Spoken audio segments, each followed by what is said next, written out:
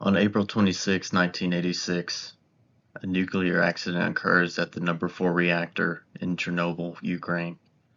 Several elements are released into the atmosphere for 15 days. With these disastrous events come weeks' worth of smoke that directly affect short and long wave radiation.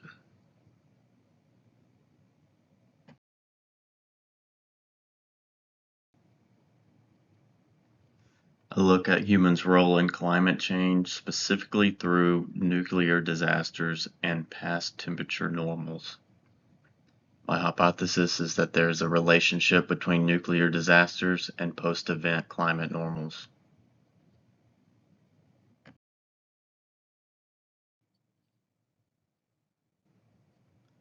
When analyzing weather data, there are several factors that can cause disruptions during analysis.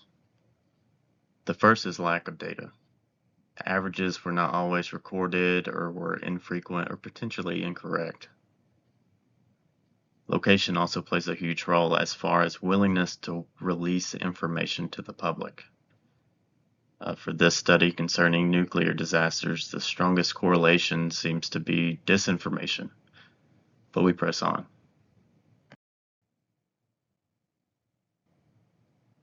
I have a couple theories for this study.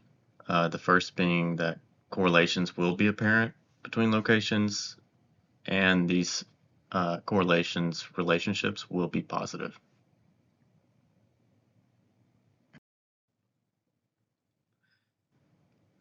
Variables, all data was downloaded from NOAA's National Centers for Environmental Information. Some locations have more information than others.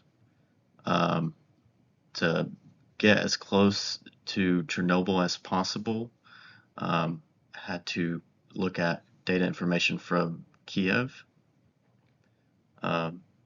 And the precipitation wasn't recorded. It was more infrequent than the temperature. Temperature was way more steady as it goes. So I used temperature specifically. I also wanted to look at the relationships before and after the event. So I used specific climate periods. So I used 1955 through 1984 to represent the pre-event, and 1987 through 2016 for the post.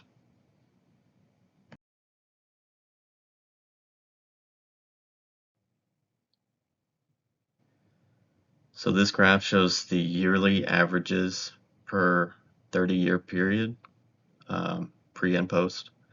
The actual event was on 1986.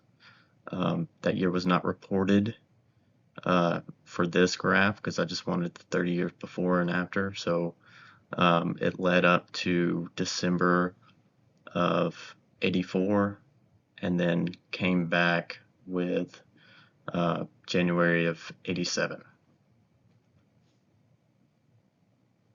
Also, there is a trend line represented.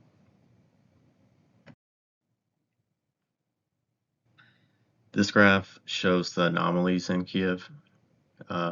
Again, temperature specific. The first 30-year period, again, also ends in 1984. For this graph, it is just connected directly from 1984 to 1987. But you can still see there's a significant anomaly. It's recorded as -4 in 1987.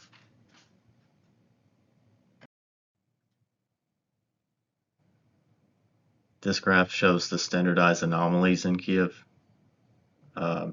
The graph is a little bit more tight to that baseline, but it is still positive.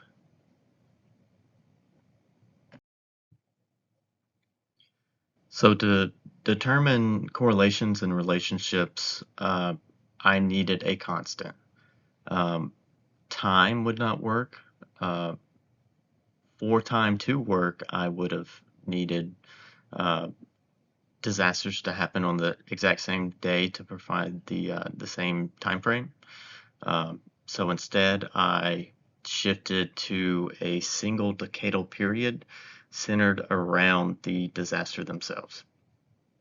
So in comparison, here's the second nuclear disaster. This is data from Bezinchuk. It is 34 miles west of Mayak in Russia, and it is where Mayak is where the Kishtim nuclear disaster occurred.